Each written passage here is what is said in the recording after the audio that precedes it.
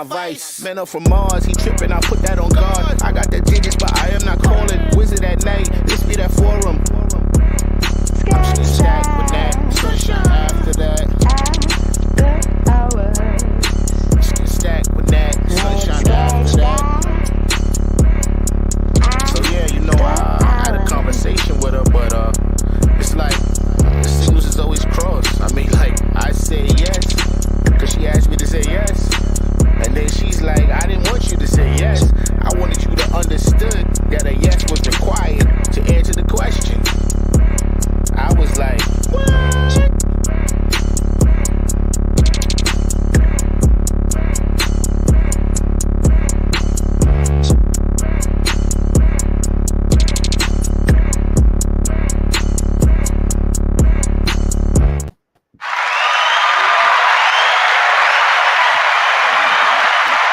Welcome back, everybody. Welcome to the spot, the Stacked After Hours spot. I am your host, yours truly, Natalie Cosby. Welcome to the show for Grown Folk Talk. Today is the start of Black History Month.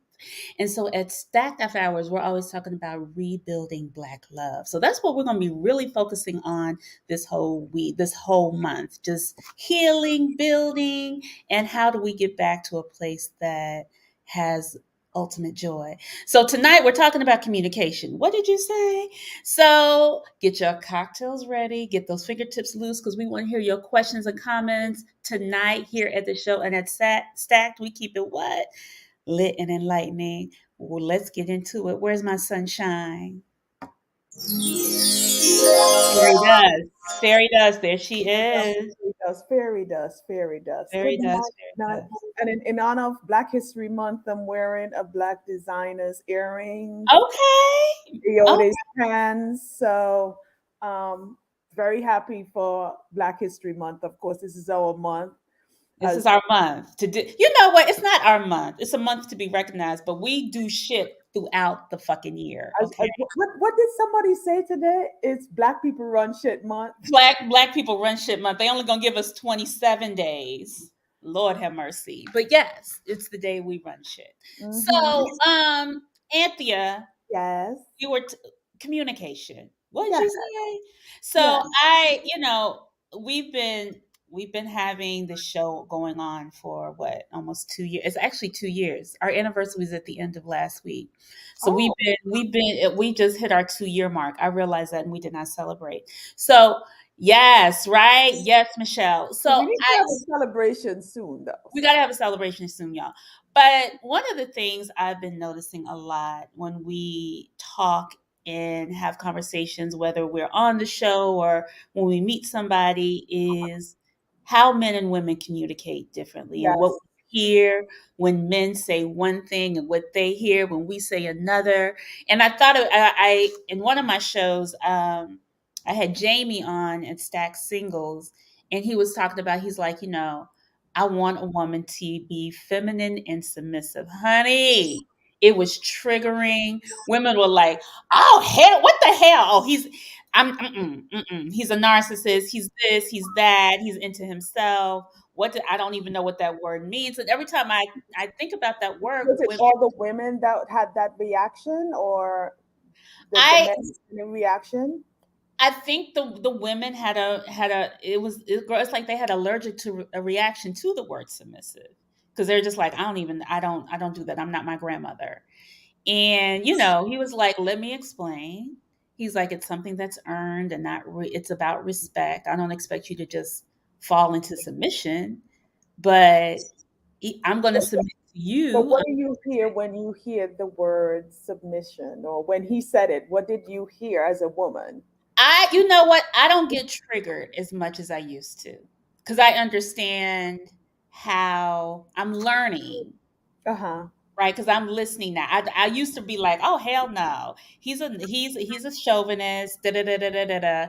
And then I realized a lot of the men I have dated, they kind of submit to me in certain forms or fashion. They protect me. Oh, you were okay. No, not that, Anthea. Okay. I'm not saying I was the whip. I'm not saying that. Okay, so let me be clear. I was not saying that. What I was saying is I would be protected. I would feel safe. Like, to me, that's a form of male submission, I guess. Like, they would put their, I would say submission, when I think of submission, is sometimes you're putting yourself before someone else to make. Vulnerable. I think of it as being vulnerable, Hmm. but you're just not going to be vulnerable to everybody that you meet, right? And I'm Right. assuming that he meant, if this is what I'm hearing when he says that, right?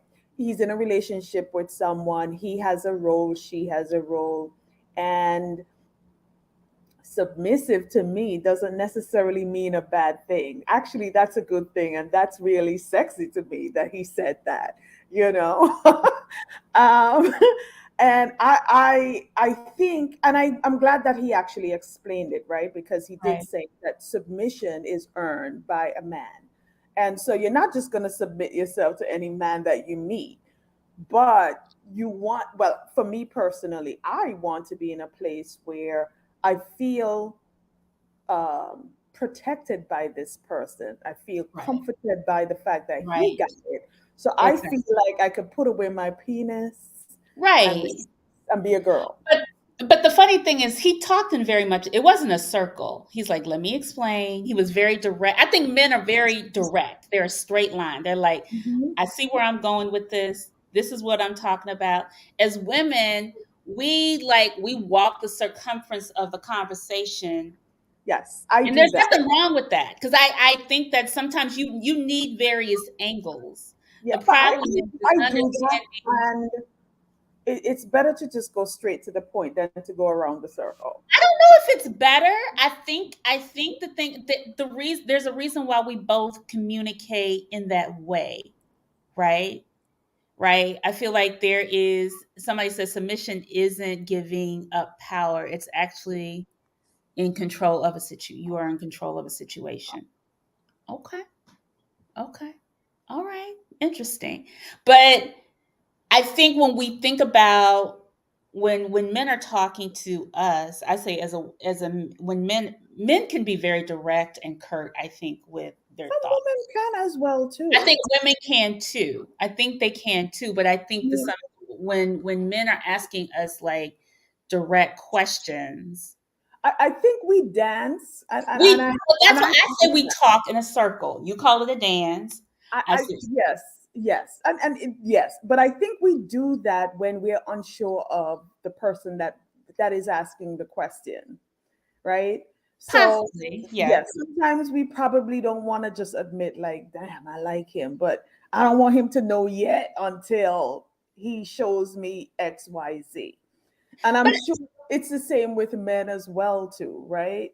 um, I think when that unsurety, and I've played those games before. I really don't think I have the energy to do it now, but I've played those games before where I just talk in a circle until I I'm clear about where we're going, what direction we're going, and then I will be open, honest, straightforward, and to the point. But I've played those games before. I know exactly what you're talking about. right. But I think sometimes, even when men are, even when sometimes when they're straight, there's other things that need to be discussed, because there has been a circle of non-communications. Like, how to, like, even when somebody snaps, like a brother snaps on you, right? He snaps, or somebody snaps, and it's like, wait, that's been a buildup. You're going directly to the point, but there's all these other things that happen that we need to circle back about how that happened. Because to me, that's also the beauty in a woman's communication. We're gonna be like, wait, how did we get here? And And we're gonna like, let's I, step back. It says, look at all. I like this last comment from Yeah, Skylar Daniel Bay. yeah. It looks like this. The man leads with his head, and the woman is the neck and doesn't move without the. Yep, that's true. That's interesting. I'm not gonna say it's true, but it's a good Interesting perspective. fact, you know, Okay. women Yep. who are submissive are actually the ones in control. Yep. Yeah. Yeah. But I think that, right. But I think the thing is, I think that to become submissive requires a lot of communication. But why does one have to be in control of the other, right? And it sounds like control means somebody is winning. Right. And I would imagine we're going to get more into it with our panel coming All up. right. Well, let's bring in the panel because we're right there at time. Yeah. Come on, Montaigne, bring them in.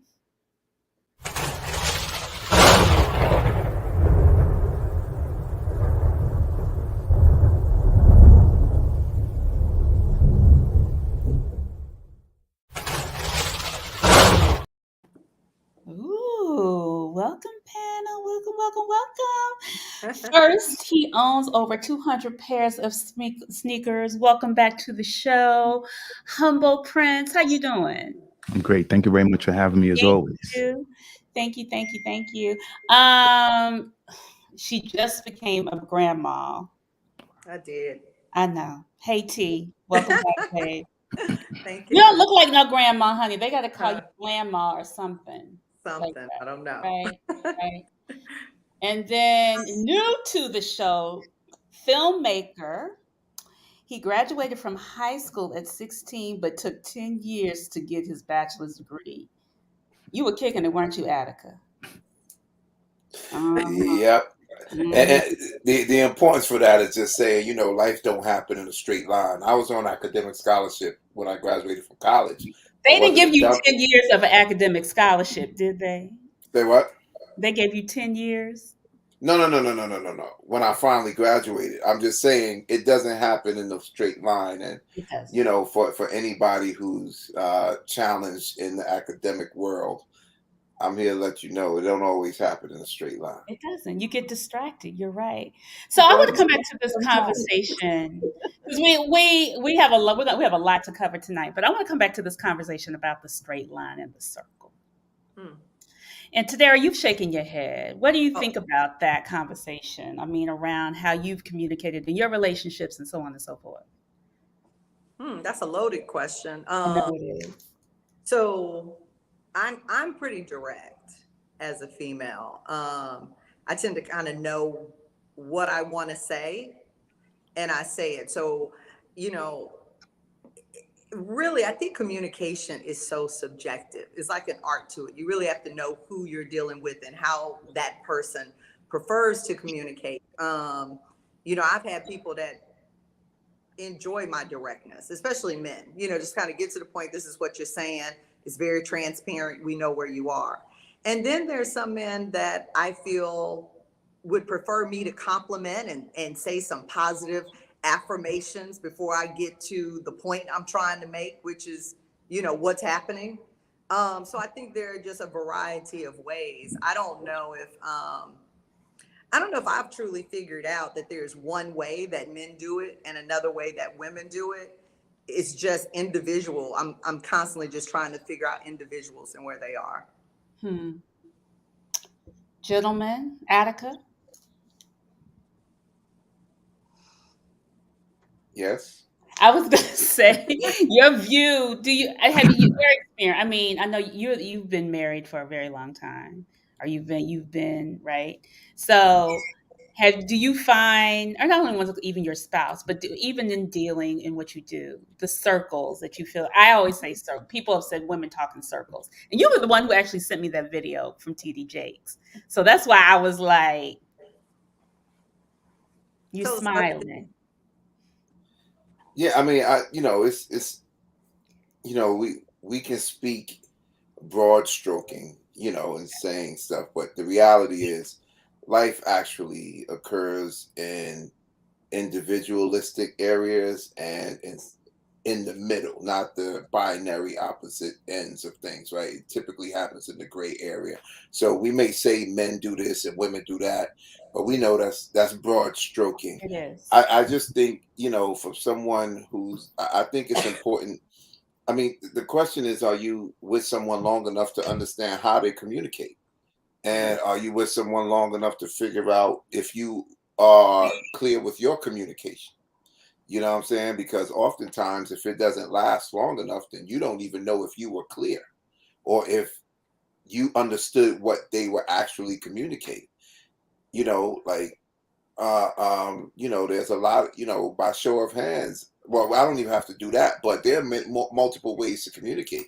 There's verbal, there's nonverbal, there's body language. Like I say, I'll,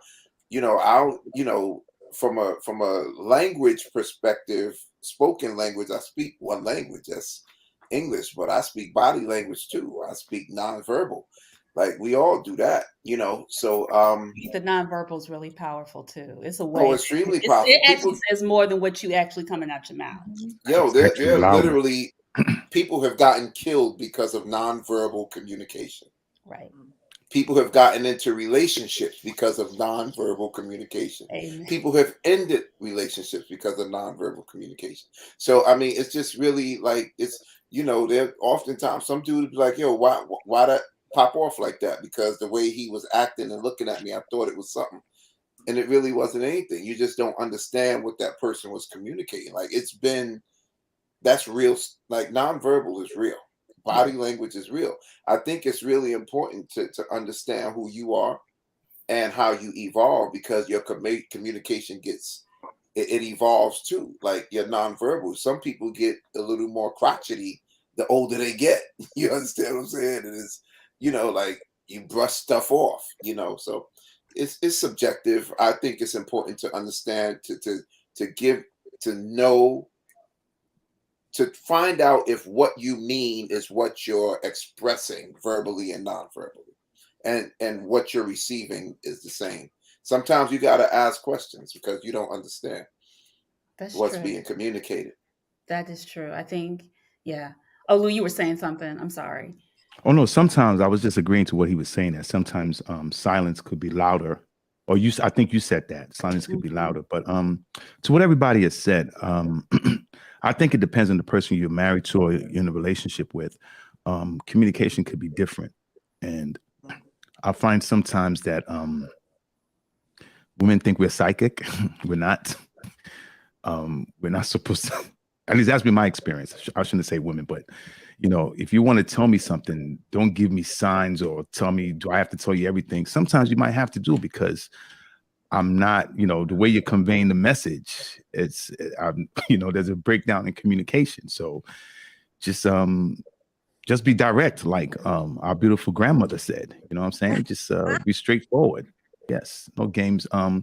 Something I experienced one time, and I use this every time I maybe host events or do comedy shows or anything. I came in one day, my wife, I noticed that she was not happy. There was something where I could tell there was something wrong. And I asked her, I said, hey, is everything okay?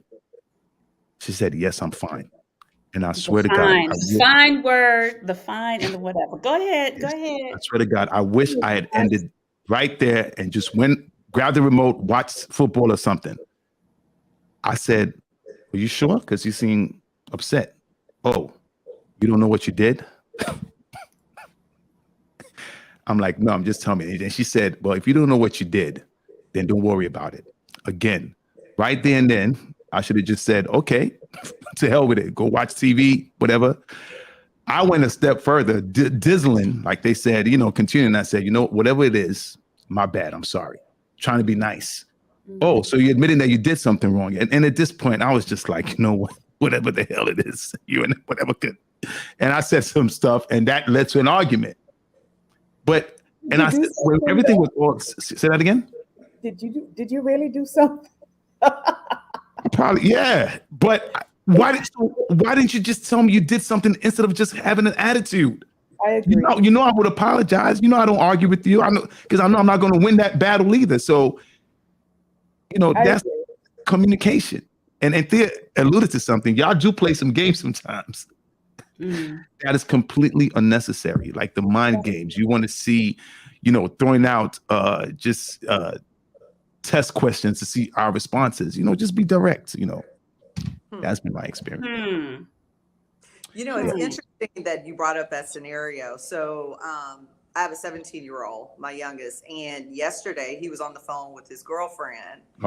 And he came over and he was like, so Mom, if I ask a girl, you know, what's wrong, and she says nothing, he said, what do I do? And so it's really funny, you know, because he's like, I don't know what to do when that happens. And so, you know, my response, which, you know, I mean, again, it varies by person, but my response was, if you sense something is wrong, don't necessarily go back to the conversation, but be really nice.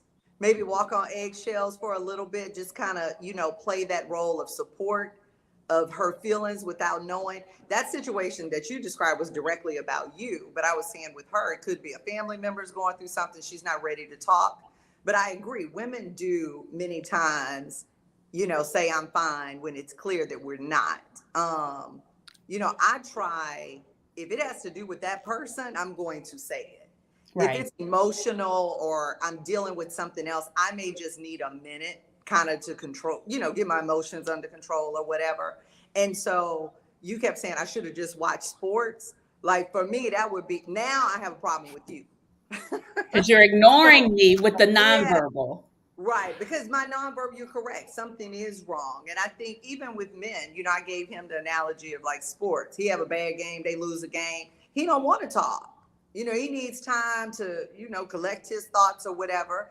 And I think as a woman at that point, you may, try to feed him, kind of walk on eggshells a little bit. And I think everyone circles back to have the conversation. You just got to give everybody their space and time and respect. Can I say something just to allude to what our fellow panelist said? He said, we also read body language. And that's why I knew there was something wrong, because even when she just said, no, I'm fine, it was a trigger. I looked at the body language. It wasn't really, the nice body language. I knew there was something wrong. And that's why I was trying to take a step further to make sure, to find out what was wrong so we could try to work it out. But I think when men make an effort like that, women should reciprocate the gesture by being forthcoming and direct. I agree. We're asking for a reason. We want Attica? We should. What Attica? You read the body language that something wasn't right, but did you read the body language that said, I don't want to deal with it right now? And you're saying, I as a man believes when a man takes that initiative, women should be. How about the man should say she needs a moment? Because you can't control what someone else does. I think the ego says, I'm asking you, so you should tell me. Okay. Maybe, hey, babe, what's the matter? I'm fine. All right, if you need me, I'll be in the living room watching football. And that's why you've been married for a long time, brother. That's a good. Maybe the body language also said, I need my space at this particular moment. Because if I speak about it, it's gonna be combust. It's gonna combust, right? Mm-hmm. So you read the body language that says something wasn't okay, but you didn't read further. Mm-hmm. And I think that's real too. Sometimes you just be like, you know what? I'm gonna be over there. Mm-hmm. I like that approach, honestly, because I like that because you just didn't completely ignore her. You said, look, if there's something wrong, whenever you're ready to talk, I'm going to be over here. And all right. But can I just ask a question? Do you really not know when you do something wrong? No, sometimes we don't. Okay. So here's the deal. Especially depending on how long you've been together, right? You can do something very simple that annoys someone, and that thing can be something that you take for granted, but it could annoy the crap out of them. It could be something they dealt with in the previous relationship. It could be a lot going on. So you may be a person that's not very punctual. You'd be like, yo, I'll be there in 5 minutes. And then you get there in 15 minutes. And then that person can be tripping out. And you can just be like, yo, I'm 10 minutes late. What's the problem? But sometimes you can do something and not be cognizant of the fact that the person you did it to, and it could even be anything else. It could be, some people, it could be anything. It could be a whole bunch of things. If somebody could use your deodorant, you know what I'm saying? And they'd be like, what? We already tongue kiss. I know she don't mind me using her deodorant. And you can be an only child that never shared anything. Or you can be a child with multiple siblings that always had to share. So when you got yours, you said, I don't want to have to share. It's like, bruh, you went to the store earlier to get you a beer. How come you didn't pick up some deodorant? You know what I'm saying? And you can do things often that annoy someone that you don't know, that they don't know about. And sometimes they may be in their space that says, you know what, it's not that big a deal, and I don't want to hit him with all this vitriol right now, so I'm gonna relax. And But sometimes you gotta let them relax. you do have to let them relax, but sometimes it's also if it's something that's continuous, like you're always late, right? And it becomes a narrative in your head and you start to explode. I think the other thing is like you also have to start addressing like the contention. Like I need for you, like how do you start to kind of pinpoint the things that are just it's just like, and people live in the stories in their heads, and sometimes it never comes out. But then it comes out, and it's got all this vitriol with it. Right, but that's not what I'm specifically referring to. Like if there's an ongoing annoyance or an Mhm. ongoing nuisance, then also the person who's annoyed is part of the issue as well. They are. Right? I'm not speaking about that. I'm speaking about, hey, it's raining outside. Your jacket is right here. I'm gonna grab it. I'm gonna put it on. You may be somebody who's real particular about your clothes. You know what I'm saying? And then here's the flip side to that. I can never put your jacket on because we ain't the same size. Right? So there's so many different things. You may clean the dishes at night. You may wake up and the spoon be in the sink. Be like, yo, why is there a spoon in the sink? Yo, it's just a spoon. Why is she tripping? But if in the moment, if you say, I'm good, then I'm gonna let you be good. And hopefully when you when you mellow out, we can discuss it. And it can be discussed over dessert and wine on the rooftop somewhere. Be like, yeah, like, yo, remember that time you left the spoon? Yeah.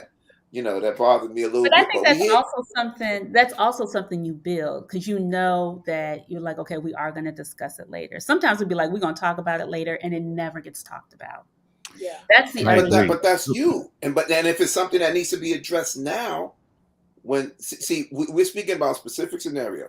The brother said, I walked in and said, hey, I read the body language, even though I Mhm. knew what the verbals were, they didn't align with the body language. So I pushed further. So we're speaking about that scenario. We're not No, speaking. I was pushing it in another direction. I know what you're speaking about. I'm Gotcha. just saying Okay. I'm pushing it a little bit deeper to the other things that I see that I've witnessed, and I'm sure a lot of other people Yeah. have witnessed as Please, well. can I make a point real quick, just to, again, to piggyback off what he said?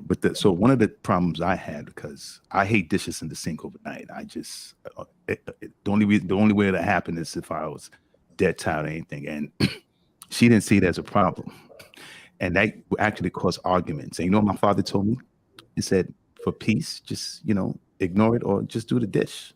And at some point, she caught on that I didn't like this, and then she started doing it, and she was like, "Oh, I gotta go." She didn't even say. She wouldn't even say, "Oh, I gotta go do the dishes." She's like, "I'll be right back." I was sitting and I'll come back because I would actually go downstairs and say, "Okay, let me just watch," because I just hated dishes in the sink overnight. It just bothered me. So, and after a while, she got the message that I didn't like it and was causing arguments. She eventually started doing it. So that's a good point that he made. Just wanted to share that personal experience. Interesting. Interesting. Yeah. Well, back to the that's interesting because I always feel like eventually you do find resolve, but sometimes the Right. conversation again just it never happens, or you'll just be like, okay, I'm just gonna sweep it under the rug, and it starts to build. Right. And I And think then you that explode. those That's things. What did you say, Tanera? I don't think that's healthy, when you sweep it under the rug. I probably have the opposite personality. I talk about everything. Right. And so, more often than not, I have men tell me, like, do you have to express every feeling, everything you're feeling? And I do, especially at the beginning, because, I like to have a good understanding of, who I am, what my particulars are, and understand the next person. But I do think a lot of people are used to that not happening. Everybody just kind of enjoy the flow. I think a lot of people don't like feedback. Yeah, and a lot of people are non-confrontational as well. Yeah. Right. And I Confrontation. don't think it's confrontational. And so you're right. Many people will take it, as if I'm coming at them or, I'm complaining or, things like that. And to me, I just like the dialogue of how do you think? How do I think you did that? And, that means that to me. What does it mean think to she- you when you do it? So, I think communication is important, but again, I think men and women, one of the big things is I think we hear different things. Even though we're saying kind of similar words, I think, We the do. meanings are different. We And do. yeah, There's and a we lot walk of away. there's a Yeah. lot of misinterpretation on what's actually intended to being said. Like I feel like it happens all the time. But It does. can I ask though, how do we change that or bridge that gap? I mean, there's a lot of times that people misinterpret a lot of things that we are saying, and instead of saying, "Hey, what did you mean by that?" or "Let me understand that a little bit more," they just interpreted, "Or you said this, and that's what you meant, so bye." And I've had that happen to me before. And that could be I think manipulative as well, but that doesn't necessarily mean, I mean, just ask, how do we bridge the gap? Can I ask you a question? So if all the ladies in the panel and people watching and comment, so if a guy said, "Wow, what's up, thickness?" Would you take that as an insult or a compliment? It To depends on someone you don't know? it depends on who it's No, coming if it's from. somebody you know. What's up, thickness? Well, I would it think you depends could have on who- used a different It word. still depends on who it's coming from. I mean, if it's my father's friend, hell no. No, It no, no. depends on who it's coming from. Well, I said that to a woman that I know because she said, "Oh, how do I look?" And I responded, "Oh, what's up, thickness?" I thought thickness was a compliment. She was saying I was trying to say she's fat, but If she's sorry, never been considered Man, thick, feel- right? Don't leave me hanging here, brother. Come on, man. Come on. No. So Isn't first of thick- all, I would never approach someone and say, "What's up, thickness?" Right? No. So If it's somebody, that's just me. But if it's somebody you know, no. Like, because that's some murky waters, right? There was a commercial where Abraham Lincoln, the late his wife asked him in a I think a Geico commercial, "Hey, you think my butt looks a little bigger?" And he did like this, and she got upset, right? So like, I mean, like the way I play the game, and here's the other thing, I've been married a long time, so I don't leave a lot to question. You know what I mean? So what's up thickness could also mean he was coming on to me. Right. You know what I mean? So I don't leave a whole lot to question. What's up? Like man talk and woman talk, as we heard from Donald Trump, locker room conversation, water cooler conversation is different. It's sexual harassment in some cases.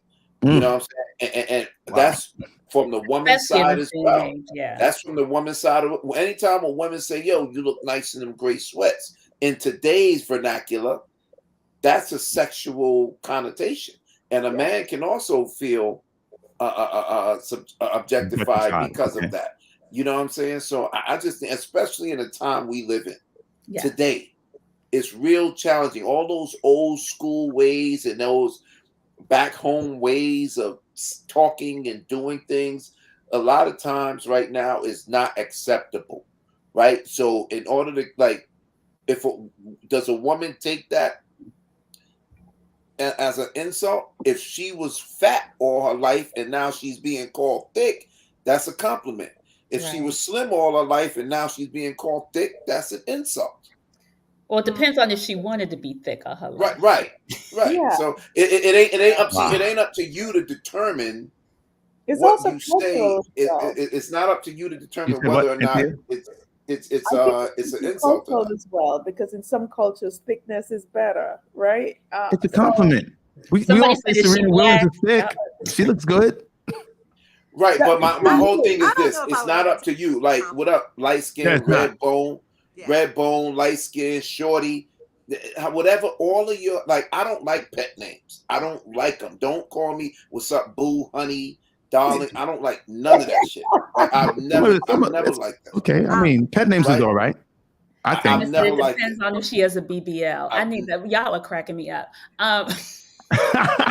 No, again, coming from where we've again, I meant it as a compliment, honestly. And she said, "Oh, what are you trying to say? Am I fat?"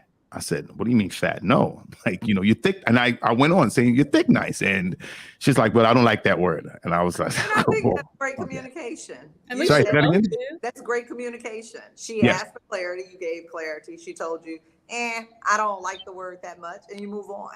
And I But were never you in used your that word. feelings, Humble Prince, a little bit about it when she said, "Why you Sorry, say that crying?" again? I said, "Were you in your feelings a little bit when she No, no, said?" no, no. I Okay, respected it, honestly. I was just surprised because I thought it was a compliment. okay. And it So wasn't. here's the And way I I've never used that to describe a woman ever again. Hey, well, Oh, here's the way I think. Like, and I'm by no means perfect, right? But if I say "What's up, thickness," and she say, "What do you mean by that?" I think it should have followed up with, "I think you're beautiful." And you know, but if you go back at her and say, "I think you're thick," you know what I'm saying? No, It's like, you know, I, it's like, I said it's thick like nice. Thick nice is a slang. yeah, I think you thick nice. Then it's like, if you say, "Yo, what's up, thickness?" and you just be say like, "Yo, from the what?" beginning, beautiful, sexy So terms let and me all. ask you a Sexy. question. You know what's funny? I was talking to a I would friend even stay earlier. away from wait, hold sexy, on. bro. Yeah. I hit Really? the beautiful all day. Oh, I Yes. like Really? sexy. The Okay. sexy, I think the sexy comes in the response. Yeah. I think the Right. lead in is beautiful. I think the sexy comes in hey, what's up, sexy? Hey, yo, you got a minute to speak? Yeah, boom, boom, boom, boom, boom, boom. And it leads to sexy. Like, I don't Well, think you lead with sexy because sexy can be considered an insult to someone who feels objectified. right. It would me to your ass. So Can I just ask you, would you say that same thing to a white girl? If thick. she had a gold booty, Yes, I would. And I would think she would take that as a compliment. she There's would. a lot. Let me say. It's a pit. Look, that's awesome. So it's like, nah, okay, no. Yes, I would. Yes, I would. I would. Yes. You would say that Yes, I would use that to describe a white woman if she's, you know, if if she's she, thick. Would If you she's tell thick in all the right places. Is that what you're trying to right. say? but Okay. you tell her that to her face? Yes. Okay. Okay. Because I meant it as a compliment, but I now know that some women translate that and think it's synonymous with being fat. So I don't do it. So like he said, I either use pretty and I'm going to start using beautiful, or, you know, and if the conversation goes in, sexy. Or you could just say, "It's so nice to see you." Yeah. But she So asked you Anthea, a let's get question into though, because right? we have a lot of comments where Oh. where certain things are always misinterpreted based on what's Uh-huh. intended. Mhm. I know we've had some from the audience, and we've had people just certain things, even things that have been said, even on this show, where things have just been completely misinterpreted by people. So, in y'all's experiences, like even the word, like I said, to me, I'm not going to say the word submissive is misinterpreted, but I feel like what men think and what women think are very different, or not all, but a lot, especially with today's woman and today's the modern man, the modern woman, as they call it. Somebody said, "Dude must spend a So lot of time in HR." No, I don't. That wasn't even at work. That was, Thick is a sensitive word. I would have felt offended. That's what Monique said. So Natalie, can you give an example of, language or terms that are used where most people kind of, ultimately have different perspectives of what's being said? Everything. You said Everything. everything? Everything. Everything. Everybody has their own perspective. Like the brother said, thick is a compliment to some. You know what No, I'm I'm saying? saying And like men, women. Like to me, a woman and a woman can have a different perspective, but I think I'm speaking more of where do men and women go So can wrong I give as an far as example? Go Yeah. ahead, Anthea. it Can I goes give, wrong because if Flavor Hold on. Flav says it, it's an insult. If Idris Elba says it, it's a compliment. Well, that's That's true the too. difference. That's true, that Adam. is That is true. very true. Go ahead, Anthea. What are some of the things Listen, that there's been a couple of there's been a couple of comments that have been said in the group where men and women have a big difference of opinion. There's a Mhm. couple of them. One where one of our past guests said he has a monster inside of him. And there's a lot of people that men's heard it different, women heard it different. The other one is where this guy said that single women and married women should never hang out together Mhm. because there is, he thinks that a single woman would lead the married woman astray. And then, what we heard, what men heard were two different things. The third one is that we've talked about a number of times is the whole Lori Harvey situation.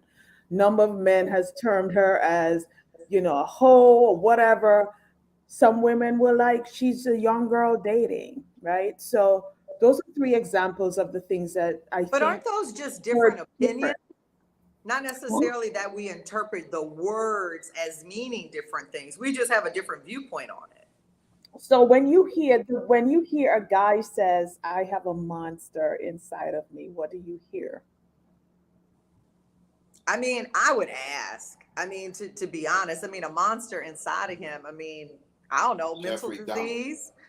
He's a dog. I mean, I think it can mean so many different things that I think even for Mhm. myself, I would be clueless of what it meant. Mm. And So and, I and don't know if I would walk away with saying, "Oh, this is what he meant," because who says that? I don't know what that means. Monique, look at Monique's Oh, comment. someone But said, but is that what if he he meant? says that, he wouldn't say I got a monster inside of me.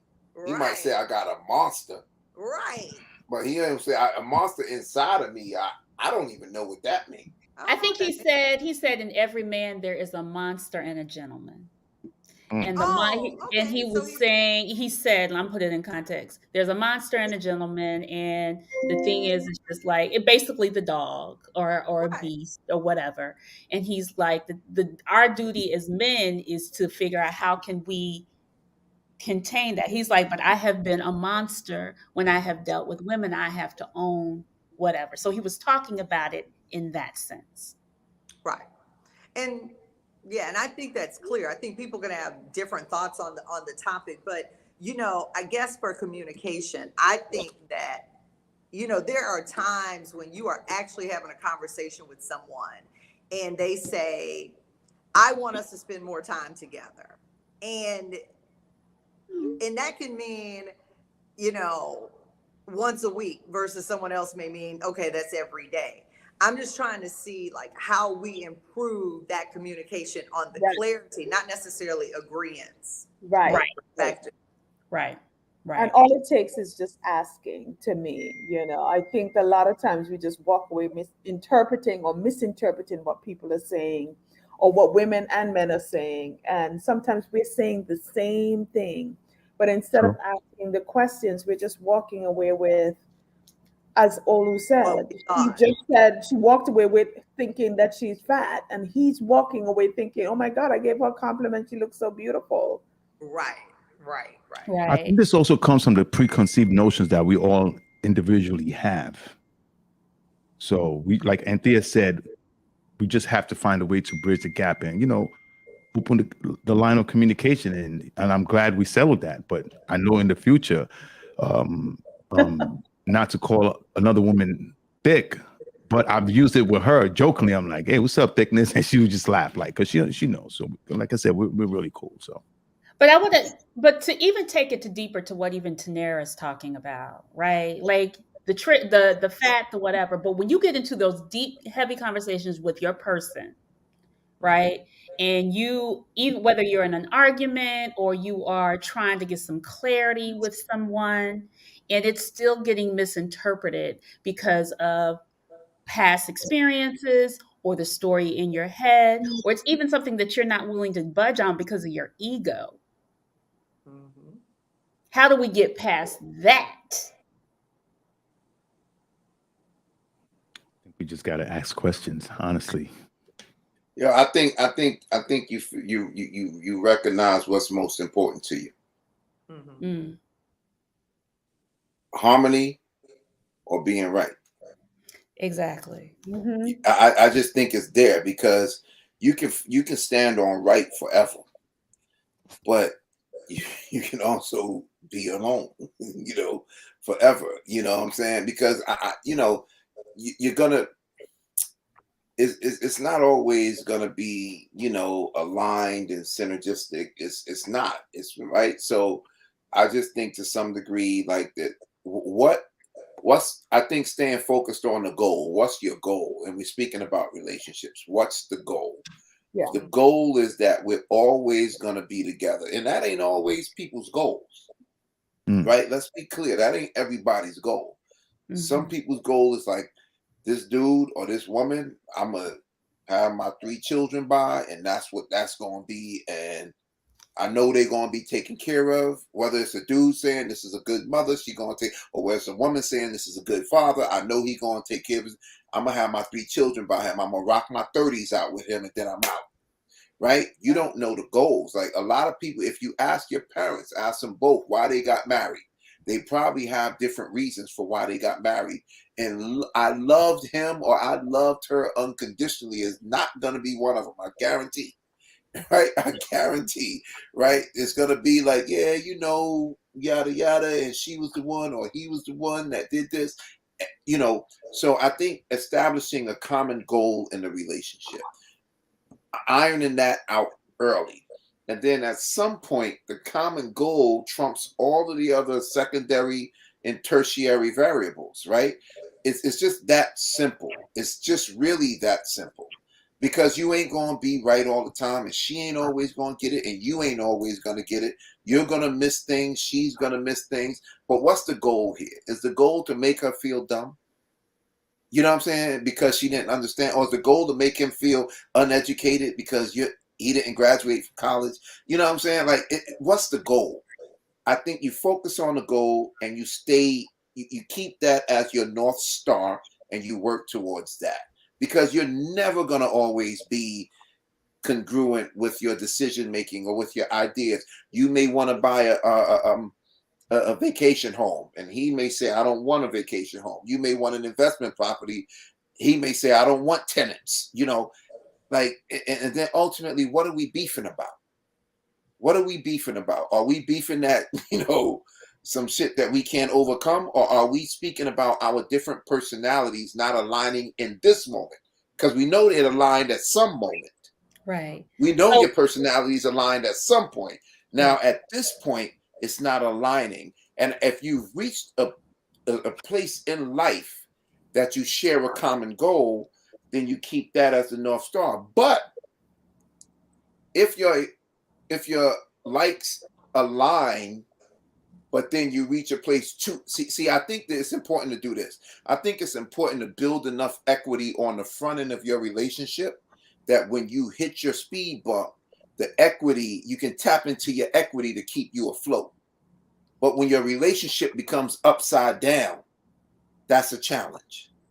So, Attica, I think the thing is the equity, the communication, and even talking through those hard conversations and establishing that, like your goals, your vision, your views.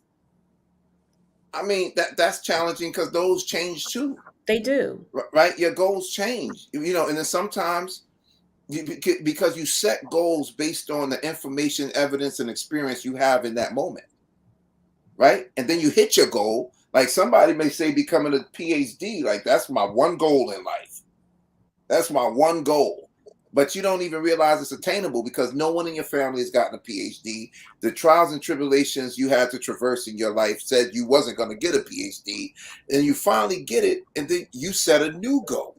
So when you get to that trial and tribulation, anybody can answer this, or even Tanera, because all of y'all have been married. How do you, when you get to that impasse at that moment in a relationship and that communication starts to break down, what does that look like? How do you get back on it? Can you get back on it?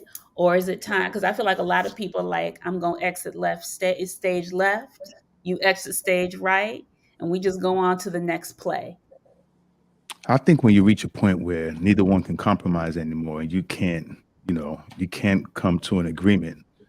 And if it's combative, try to work things out. And if you can't, I think it's better for everybody to go their separate ways rather than being miserable. Because right now, there are a lot of people I know that are married and miserable. They're practically roommates. And to be honest with you, I've heard homeboys telling me that the reason they're still in the marriage is because they can't really afford the bills by themselves.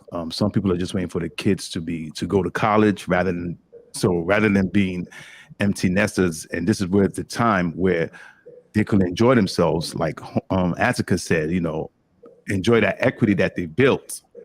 Something went wrong, and again, I'm an advocate for happiness. And if divorce is what's going to take you to that happiness, go for it.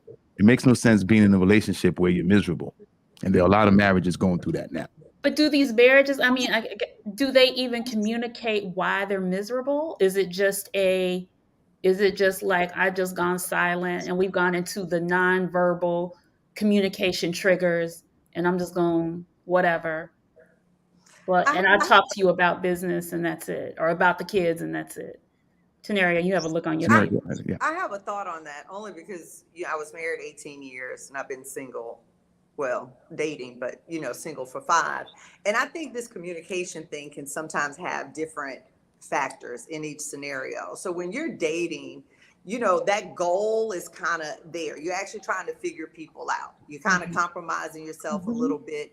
And in most instances, I guess different in a way, but you kind of understand the pros of like why you're in that relationship. And ultimately it may not be marriage. It may not be long-term. So it's different factors. I think on the flip, when you're in a marriage, it can get to a point where everyone's comfortable. She's not going anywhere. Yeah, she want me to, on Saturday, cut the yard and wash her car and all of that. But I'm not doing that. I'm going to tell her, okay, I'll do it next Saturday. I think sometimes in marriage, you're communicating, but you're also sometimes can be comfortable in the relationship. And so I do think when it gets to a point, if you can't hear the why it's important to someone, and like if it's their love language, it means that, you care about me. If someone's looking at it simply as, and I don't want to use female, male, but sometimes a man can be like, she just want to tell me what to do.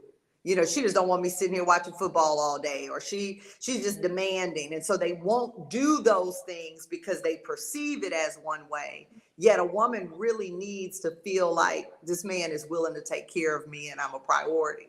So I think it kind of varies in both scenarios. And I just don't think people take the time to sit down and literally all distractions gone. There isn't a situation currently, and have the conversation and really listen to each other and try to understand what's happening beyond the words that are coming out their mouth. Yeah.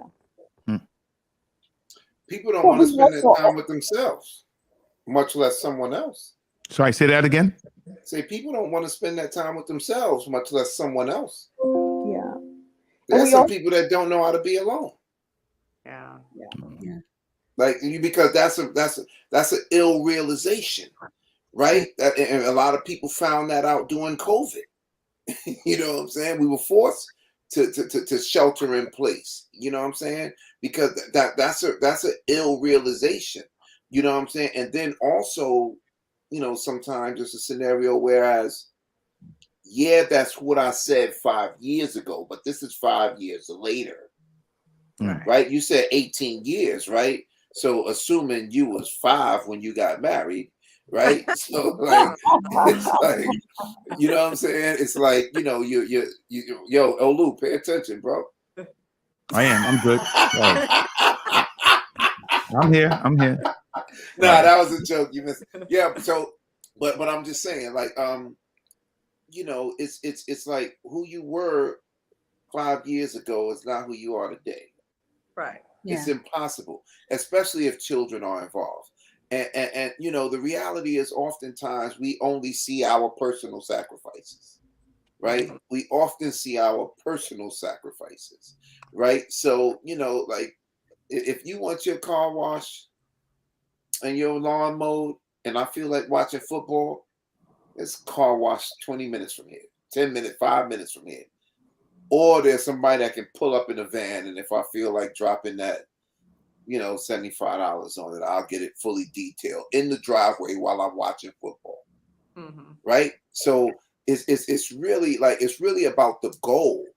If the goal is that we love each other and this is who I want to be with, then that's one thing. If that goal changes and it's like, I don't know if this is it. Right? And then you work accordingly. You work in that vein.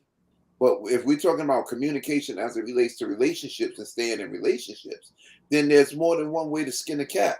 I want to watch football. She thinks, because this is something that a lot of women do. The way my father was, right?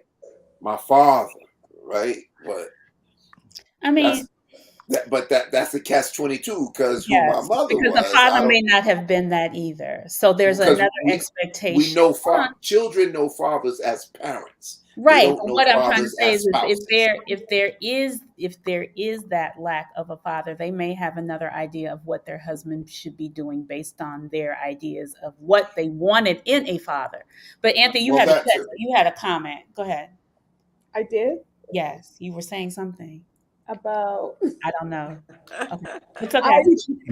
I have a quick question for Attica, if you don't mind, please. So you said the person you're probably a different person from the person you were 5 years ago. So was that evolving or regressing? And what happens when people don't evolve together? That's individualistic. Okay. That's an individualistic play. Like you may revolve. You may devolve. You may evolve. Or you just may do this. Grow apart. Exactly. And that's kind of where I was heading to. People do grow apart. And another thing people have to understand is, like, I like what you said, building on that equity from early in the marriage. It's something you have to keep going. And then, let's still understand that marriage is still for better or worse. In this day and age, it's not really, because I've seen a lot of marriages. People don't really go to the worst part, though. No, a lot of marriages changes when the man stops making money. I swear to God. Well, it's more than just money. I don't think it's just. I'm not married. You know what? Let me step back because I'm not married. But is it when he stops or when he starts making money? Did you say? When he stops? No. Well, I was married. And my husband several times went back to school. It was a time my job moved me to Europe. He couldn't work, so he stayed home. I never once thought to leave him behind any of that. Like it never even crossed my mind. So I guess when people say, I think everyone has ups and downs. Right. Yeah. Yeah. I mean, I'm not speaking for everybody, but some women can get disrespectful when the man stops making money. I've seen it happen. But so listen, if you keep score in a marriage, then you already started off wrong, because life has a way of evening itself out. Just because you hot today don't mean you're going to be hot tomorrow. And that's anybody. That's anybody. These vicissitudes are real. The peaks, the valleys, they're real. And we see it often. We see it often. Just cause if you keep score in a marriage, then you started off wrong. True. Then maybe in some cases you need to reconsider the goals. Mm-hmm. You know what I'm saying? Because if that's just my thing. Because just because he's not making money today, don't mean he ain't gonna be making money tomorrow. I think you married a person, and people get married for different reasons. If you marry someone because they're making money, and then they stop making money, then clearly your reason for being with them has been voided. Yeah, lifestyle change. So. Right? Your reason for being with them has been voided. But if you with someone else for another reason, and that's just what it is. If you keep scoring the marriage, then you started off wrong, because this is a never-ending marathon. Mm-hmm. You know what I'm saying? And you never know if you're going to catch a cramp, if you're going to sprain your ankle, and then someone's going to take the lead.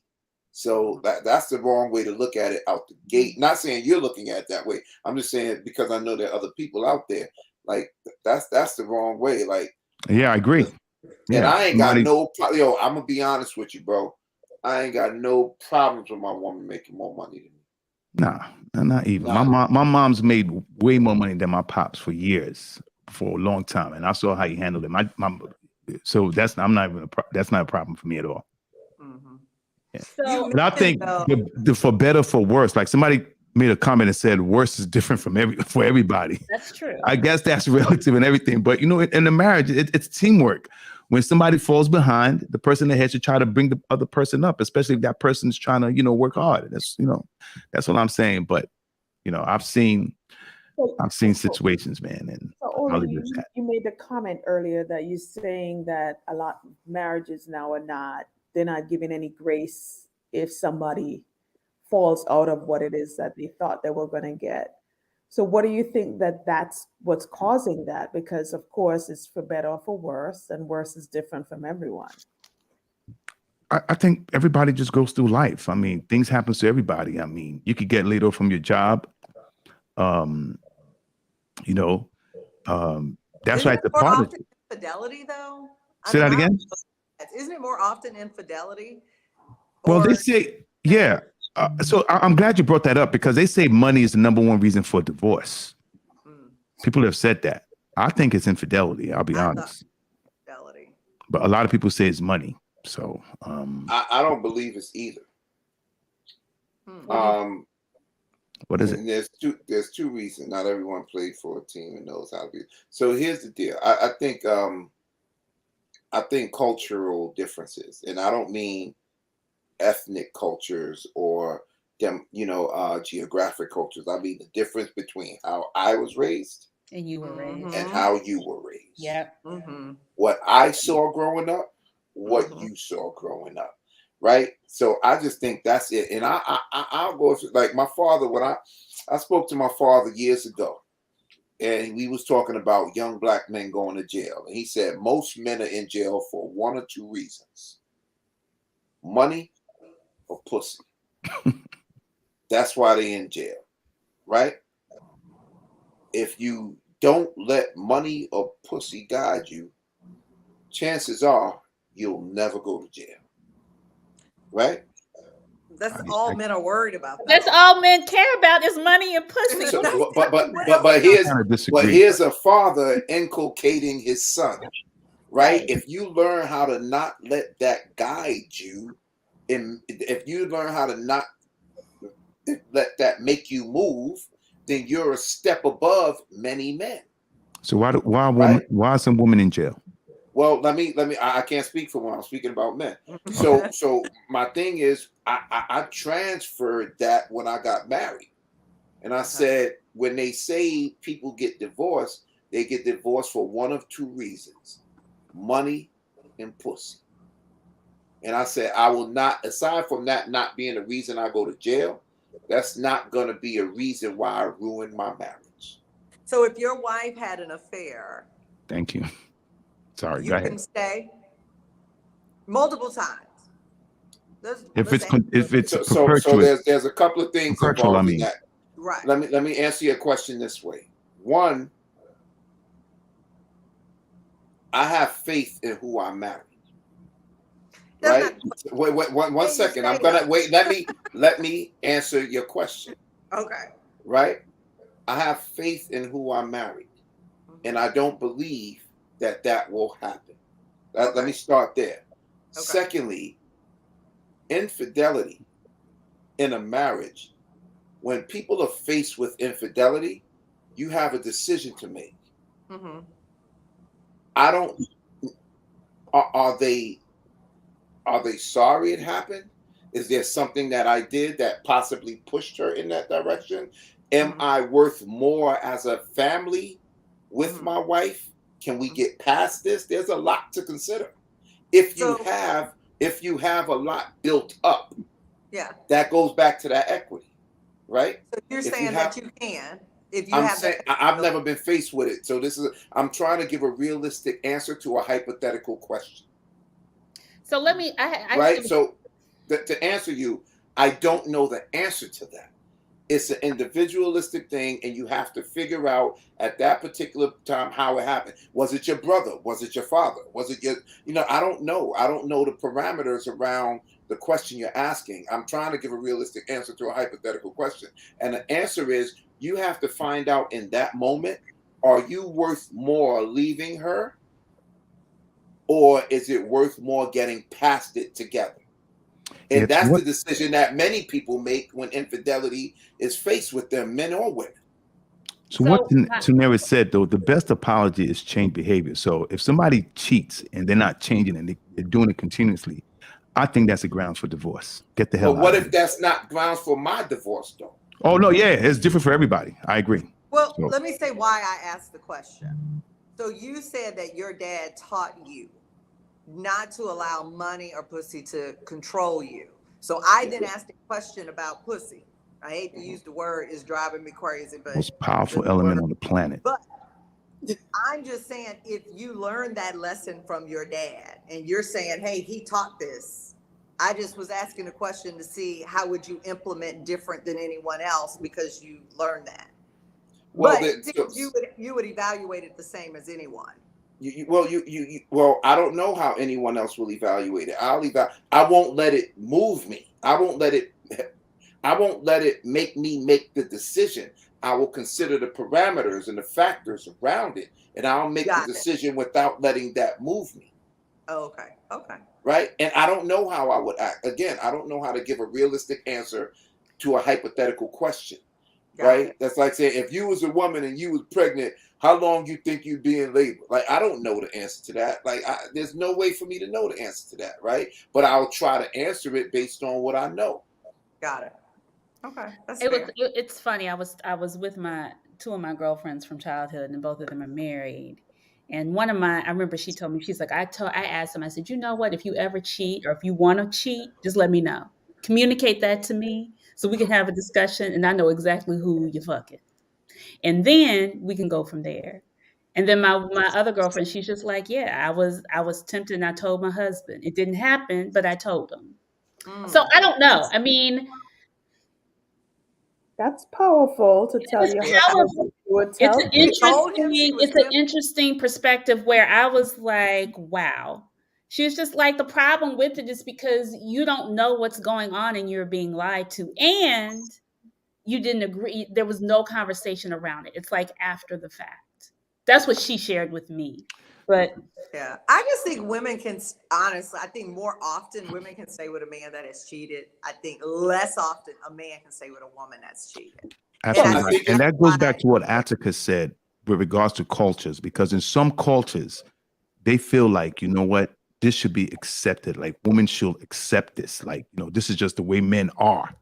Yes. Really. I'll talk about it from my Nigerian perspective. Like, come on, man. That's how that's how we are. Exactly. Right. But the men can handle when women do it. They can't handle it. And that's why I can't. Most important.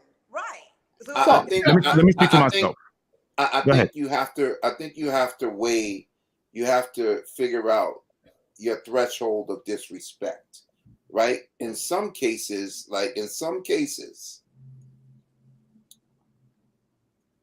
infidelity is not disrespectful in some cultures, but there are lines that you can't cross with that other woman. You know what I'm saying? Those lines mean I'm leaving you.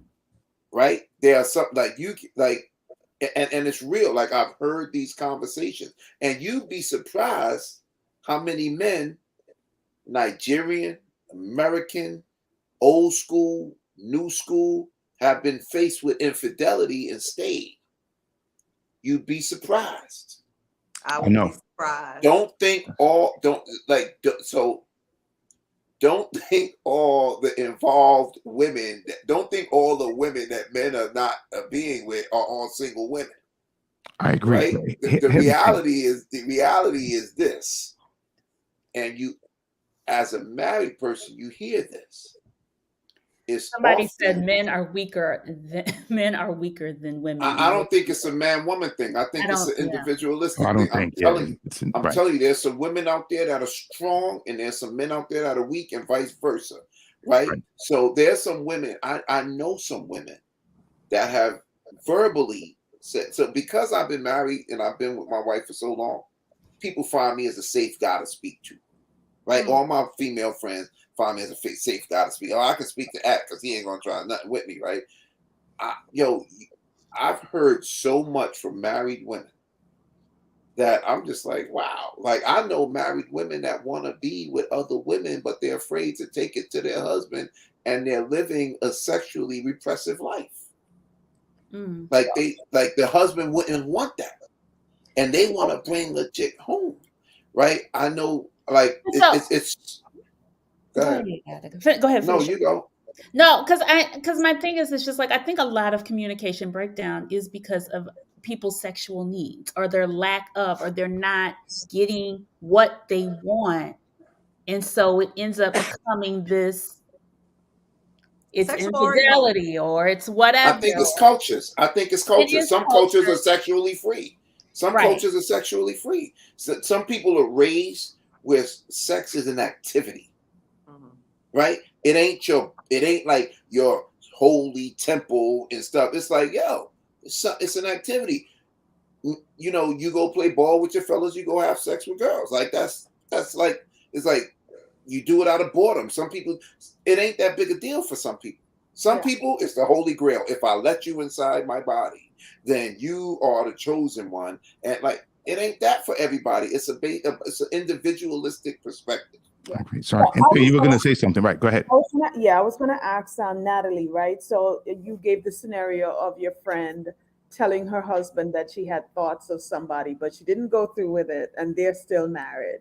Yes. I wanted to ask the ladies, because I know for sure if my guy told me that, I would kind of feel a certain way. How would you guys respond to your person telling you, I thought of it, but I didn't do it? I want him to tell me, honestly. I want to know. Would you stay, or?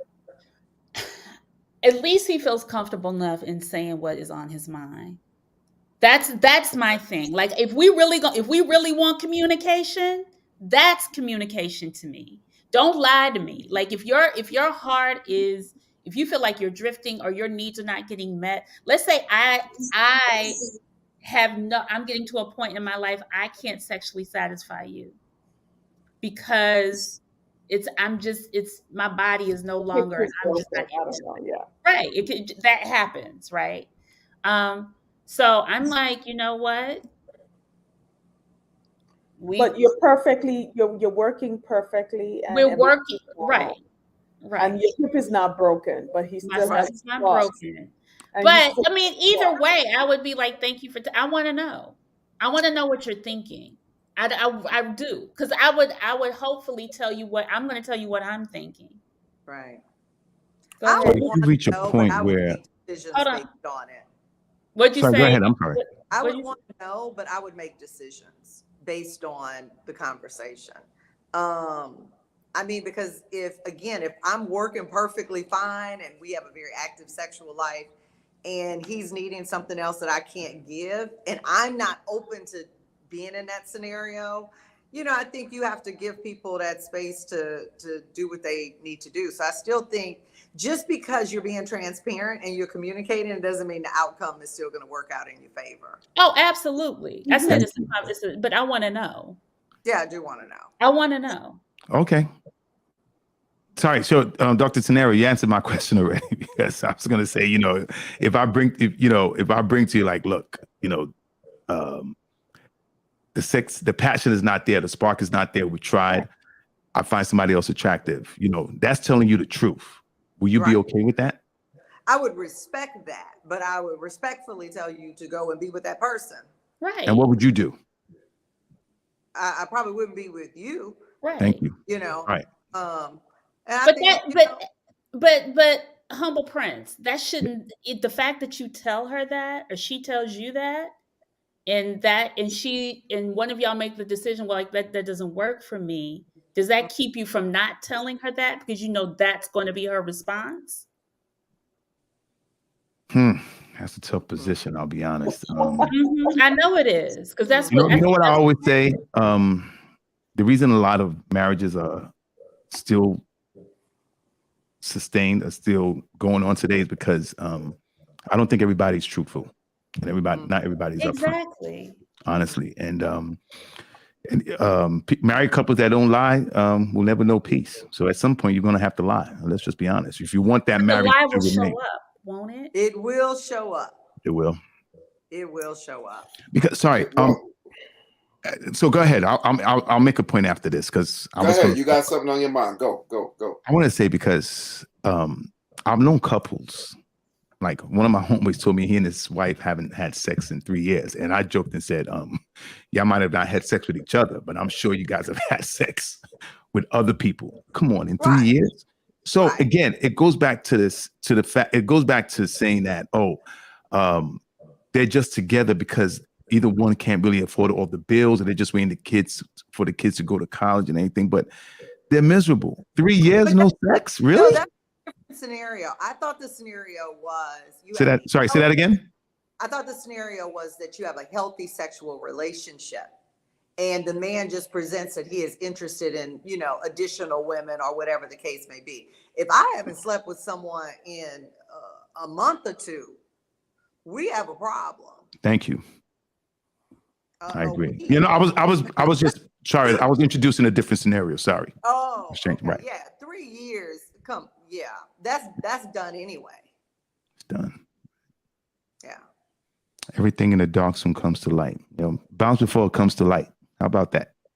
Mm-hmm. Yeah, but people in that. From your friend's perspective, have he spoken to his wife and said, "Hey, what's going on?" Or are they just walking and acting like nothing is happening? I think that's a bigger issue. The fact that they're acting like nothing is happening. Who is this? Who you talking? You talking to Olu? Yeah, they're coexisting, is what he told me. And I told him, like, why don't you guys go for counseling, therapy, seek help or anything? And he said they've tried. And he just said the spark is gone. And, So let me ask you a question. What they're doing is they're protecting assets. Right, I said right. Assets. That's they're it. either protecting financial assets or they're protecting genealogical assets, their family. They're protecting assets. Yep, that's and what it is. Sometimes that's what it boils down to. There are certain people who can't get divorced. Like they can't get divorced. You know what I'm saying? No, it's not that they can't get divorced. There are certain people that can't get divorced based on assets. Like if you get married in California, you pay forever. Okay. Like a lot of people ain't getting divorced. Like they can't. Some people can't afford to get divorced. You know what I'm saying? So what they're doing is they're protecting assets. 3 years, and assuming they're in their 40s or 50s, like that's an issue. Like that's an issue. There's a moment that's gonna pass, and you're gonna look at her, and she's gonna look at you and be like, "Yeah, bro, it's been a week." Whatever your threshold is. But 3 years? 3 years. Like and still cohabitate. That's gonna. They know at that moment. They're literally just protect your assets. Someone said, "I'm gone immediately." Exactly. If you can. They both have separate relationships. Yeah, like that's what I said. And that's exactly what I told him. I said, you guys haven't slept with each other, but I'm damn sure you slept with other people on both sides. And he just laughed it off. But that's probably, like he said. And again, it goes back to what, what I said was like, he's saying that they're just waiting for the kids to finish college or graduate college, or they can't really, he said he really can't afford the bills by himself. So that's what, and that's a tough space to be in, it's miserable. It's unhappy. That's a tough space to be in because what you're doing now is you're subjecting yourself to a form.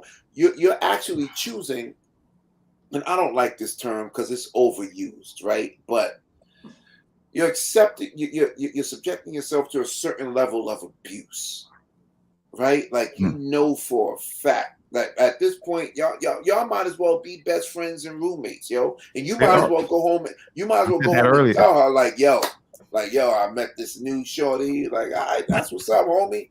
I won't bring her in the house, but something's popping. 3 years. Yeah. Like, yo, we're gonna keep this right for the children. See, here's the thing you don't want to be when you're breaking up unnecessarily. An asshole. Yeah. Right? When you're breaking up, like from a divorce, you just don't want to unnecessarily be an asshole, right? It's like 3 years. We all know what it is, right? We all know what it is. Like, yo, listen. Inflicted oppression. This is what it is. Sorry. Look at what Michelle Obama said recently. She said there was 10 years she couldn't stand. I mean, there was other context to it, but she said in 10 years, things weren't really right. That's a long time. But my thing is, it's just like, can those people ever get, how do you, and I think this comes back down to, again, the communication. Communication. Because there's a point where something broke down to get you to that point. And there's a point where even Michelle and Obama found, you can find your way back to somebody, can you not? If that's something True. you really want. Yeah, you can. And it's just like, and I think that's the thing. When we think about, and I always say our parents and our grandparents, and they've been married. I mean, my parents aren't still married, but people who have done those 20 plus year marriages. And I have a few friends. I have a friend that's still married, and she just celebrated her 25th year, and she's not 50 yet. But she's just like, there was a point where our communication was our foundation. Our friendship was our foundation, all the equity in it. But she was just like, in the same token, there were times when it was hard, and trying to find that voice, that current voice, is the struggle. Yeah. I just think both of your friends need to have a conversation with each other and be real with each other. Sounds like I think they need to do whatever the hell they want to do. I don't think they need advice from nobody. And I mean that. Like, I like, literally, if this is what's sustaining their assets or their relationship, let them rock. Because what you would do, what I would do, what anybody on this panel would do may be different. They the ones in it. We ain't in it. I don't know what made him say she's the one. I don't know what made her say he's the one. And that might still trump the scenario they're going through right now. Like, it goes back to, why did I get married? We need to do a show on that too. Y'all need to do a show on that too. Yeah. Well, I think that was half of the battle with the movie. Everybody had that breakdown in communication. They stopped talking. It was a nonverbal thing. It was all kinds of shit going on. They didn't want to talk about the child they lost. They didn't want to talk about such and such. And then you just get used to each other, no? Right, because marriage ain't about the honeymoon phase. It's not. Like, marriages don't, yo, it's funny, man. Marriages are about making it through the rough times. Everybody can be married when the times are dope. Mm-hmm. When you see that 50-year-old couple that y'all mentioned, that 60, 70, 80-year-old couple that's been together for 20, 30, 40, 50 years, it's about making it through the rough times. Mm-hmm. Like, when I see people post, happy anniversary to my boo, we've been together 20 years, a whole lot of ups and downs, and sometimes I wanted to kill him, but I stayed. I never mention anything like that, because married people understand the peaks and valleys of a relationship. Like, it ain't about when times are great. 3 years in a lifetime is a drop in the bucket. Can they come back? Yes. Absolutely. Yes, they can come back. If you've been married for 50 years and for 3 years you didn't have sex, for 47 years is a different story. Mm-hmm. You know what I'm saying? Yeah, I think, and that's when I said maybe we should talk, because I know I don't want to make it seem like we're going off topic, but marriage is about commitment. Once you respect that commitment and say that, you know what, regardless of whatever happens, I'm going to stick to that commitment, the marriage will work. The commitment is what won't make you cheat, won't make you do other things. Commitment. That's my belief. And I think in today's marriages, that word, the commitment part, has just dissolved. And it's, like I said, it's really no longer for better or for worse, and on both sides. But it's commitment to the goal, not the person. Say that again? It's commitment to the goal, right? Because then if the person strays, then the goal is the North Star, right? If the straying trumps the goal, then you split as soon as, like, for instance, here's the deal, right? When Tiger got found out, his wife said, cut the check and I'm out. Right? Well, Tiger smashed a lot of women, yo.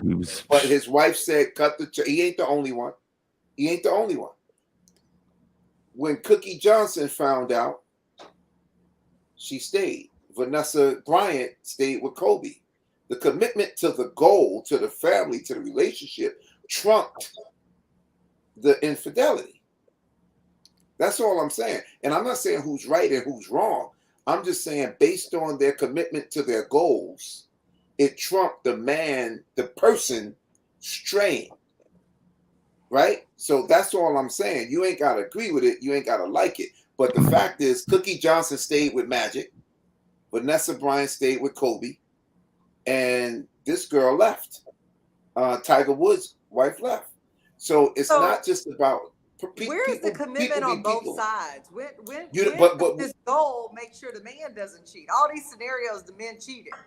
So you want to speak about women? Jada No, and Will let's still not. married? Let's not. Jada and Will still hold on, married? because we are getting off topic a little bit. I mean, Jada and Will still married. I'm sure Will cheated too. I am too. But that's based on your definition of cheating.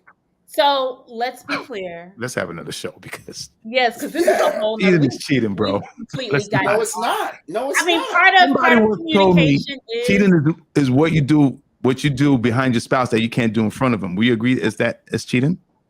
Yeah. I believe the definition is individualistic to each relationship. So bringing it back full circle, my whole point in bringing up not necessarily cheating, it was really about the communication before it happens. The act of talking it through those uncomfortable conversations. And I think that's one of the things that we always not miss in our relationships, but it's a constant conversation that needs to happen. And I just don't necessarily know how transparent people are with what is going on with their lives, with their spouses or their partners. They don't even have to be married, and having those difficult conversations with that person. Yes. Somebody said open marriage. Just don't give me. A lot of men want open marriage for themselves, but they don't want their wives to have an open marriage. Right. So it's not exactly. So it will never be open.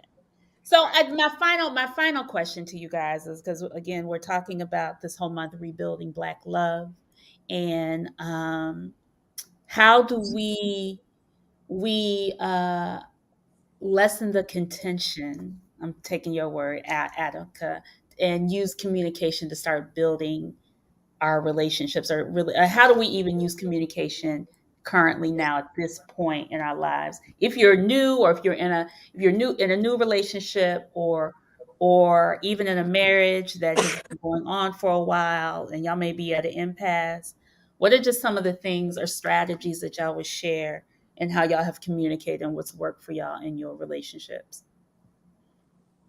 And I'll open that up. I'm gonna start with Tanera. Yes.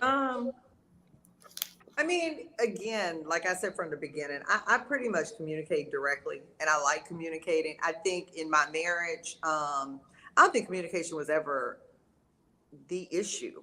I think we communicated well. It was just implementation. You know, everybody just decides what they want to do and what they don't want to do, and that sort of thing. In my relationship now, as I'm dating, I'm having more challenges with communication. I think one thing I'm going to try, so I haven't done it yet, is really not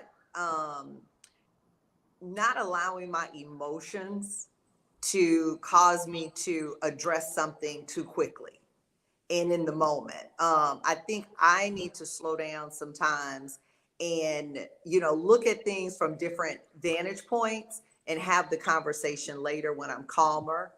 And then we can kind of, at least have a calm conversation to where we can hear each other. In the past, I haven't done that. So pretty quick with my emotions. So that's one thing I plan to implement to see if it improves communication. Thank you, T. Attica? Is he there? Attica? Okay, maybe he's not. Olu? I think just be direct. Whatever you're feeling, please express it and convey it, especially if the guy is showing interest. And let's speak our minds. Let's just speak what's on our mind. Let's not turn each other into mind readers and saying you should know this, you should know that. There's a problem that's bothering you. Let's address it right away before it manifests and becomes a bigger problem and it takes over the relationship. I believe if we tackle it at the beginning, when it's smaller, before it becomes a much bigger problem, I think that's a good way to open the lines of communication now. It's not always going to be perfect, but at least we're making an effort for the better goal of the relationship, marriage, or and let's just no games. Let's tell each other how we feel, what we like, what we don't like, what we're not going to tolerate, what we're not going to accept. I mean, of course, there's got to be some kind of compromise, but there has to be some ground rules. And for someone like me, I'm open, and I'll let you know right away. All that open relationship, marriage, whatever, I'm not with that. I can't, and I'm not going to do it either. And I've said on shows before, like, we're all faced by temptation, or if it's, if you get to the point where, you think you're going to cheat, and, fight it off. And if you have to, masturbate, just because most of the time it's just an urge, honestly. After you cheat, you find out like, damn, why did I even bother to do this? And then you're going to do that just to lose all you've built with somebody else. A lot of times it's not even worth it. So, or tell them before you do it. Say that again. Or tell them something's wrong before you even choose to make that. True. Exactly. Good point. Yes. But again, it's just the urge. Sometimes you just want to. I know. Yes. Attica. Please repeat the question. I said, what are some of the strategies or ways that we can kind of improve in how we navigate relationships through our communication? Well, I don't assume that anything I say is like, is going to work for anybody else. I can just speak about me, but and what I think. So I just think, first of all, starting with yourself, like, are you communicating clearly? And if, 2 + 2 ain't always 4, you know what I'm saying? 2 + 2 can be something else if there's a variable involved, right? So if it's 2 + 2 parentheses X, Y, then sometimes you got to figure out that A, there's a variable involved, and B, what that variable is. And then 2 + 2 might equal 12, but if in your mind all you saying is 2 + 2 = 4, 2 + 2 = 4, then you're not checking out the variable, and the variable is how your partner is viewing it, right? So I don't have all of the answers to how to improve communication. I think it starts with self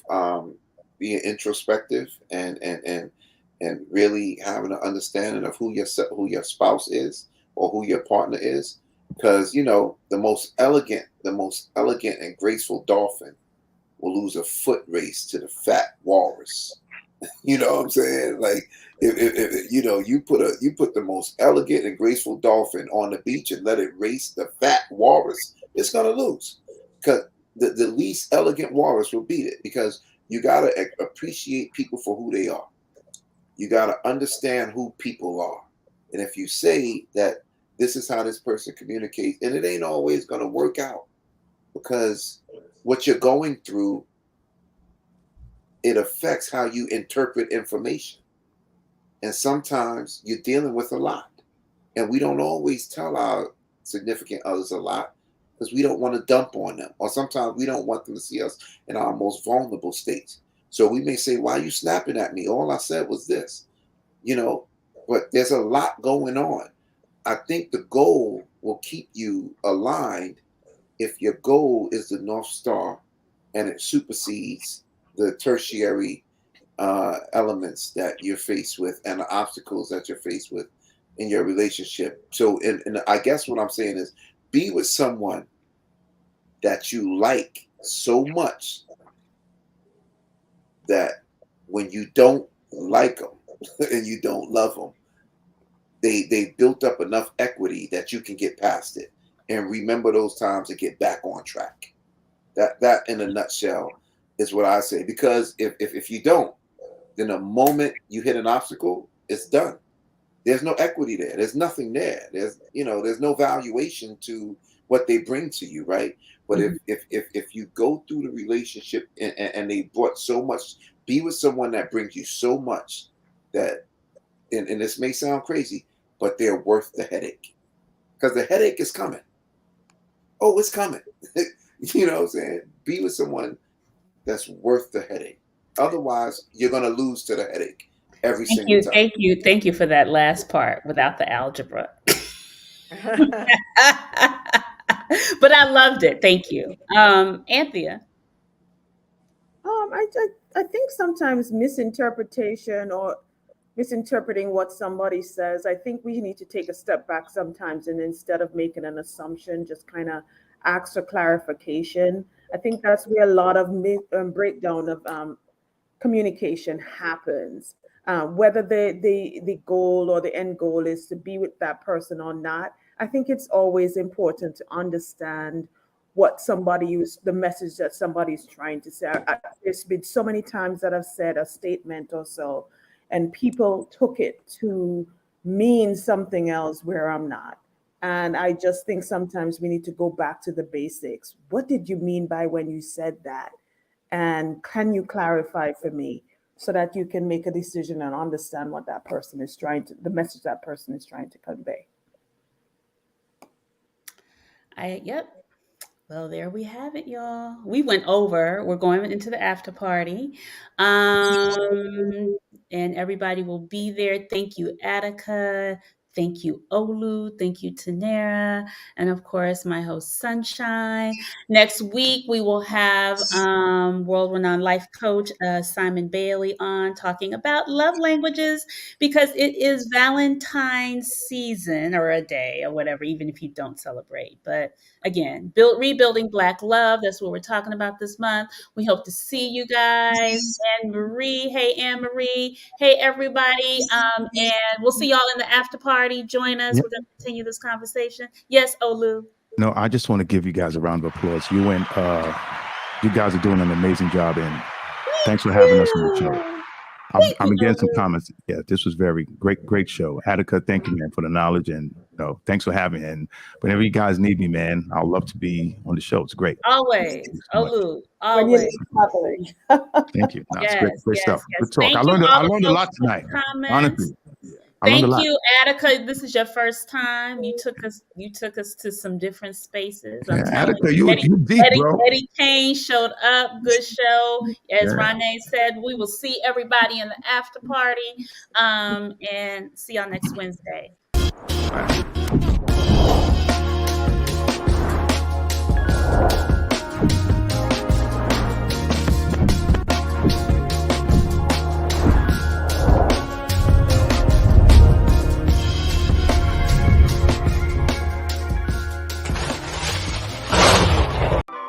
Join Stacked After Hours, The Spot,